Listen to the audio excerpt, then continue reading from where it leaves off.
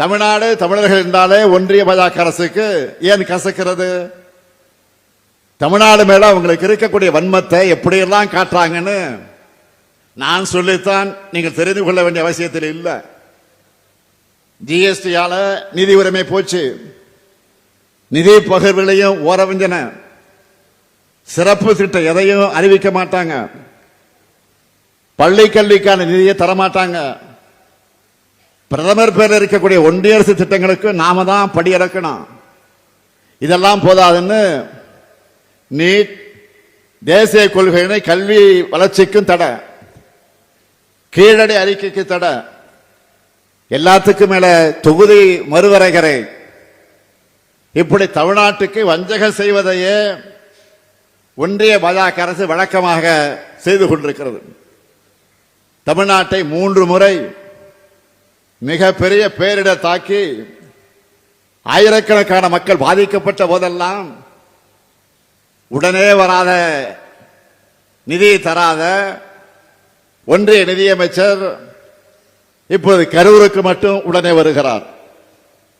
மணிப்பூர் கலவரம், குஜராத் விபத்துக்கள், கும்பமேளா பலிகளுக்கெல்லாம் உடனே விசாரணை குழு அனுப்பாத பாஜக கரூருக்கு மட்டும் உடனே அனுப்புறாங்கன்னா தமிழ்நாட்டு மேல இருக்கிற அக்கறையால கிடையாது. இங்கதான் நீங்க கவனிக்கணும், அடுத்த ஆண்டு தேர்தல் வருது. இதுல ஏதாவது அரசியல் ஆதாயம் கிடைக்குமா? இதை வச்சு யாரையாச்சும் மிரட்டலாமா, உருட்டலாமா அப்படின்னு பாக்குறாங்க. யாருடைய ரத்தத்தையாவது உறிஞ்சி உயிர் வாழ துடிக்கிற ஒட்டுண்ணியாகத்தான் பாஜக இருக்குது. மாநில நலன்களை புறக்கணிச்சு, மாநில உரிமைகளை பறிச்சு, இன்னும் சொல்லணும்னா மாநிலங்களே இருக்கக்கூடாது என்ற எண்ணத்தோடு செயல்படுகிற ஒன்றிய பாஜக கூட எதிர்கட்சியாக இருக்கக்கூடிய அதிமுகவும் கூட்டணி வச்சுக்கிட்டு அடிமை சாசனம் எழுதி கொடுத்த தலையாட்டி பொம்மையா இருக்காங்க. பாஜகவை அதிமுக ஆதரிப்பதற்கு ஏதாவது கொள்கை அடிப்படை இருக்கா?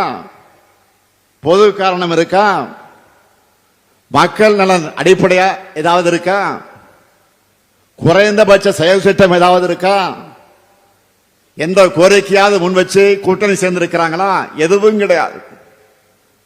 தவறு செஞ்சவங்க அத்தனை பேரும் அடைக்கலமாகி தங்களுடைய தவறுகளிலிருந்து தப்பிப்பதற்காக வாஷிங் மிஷின் தான் பாஜக.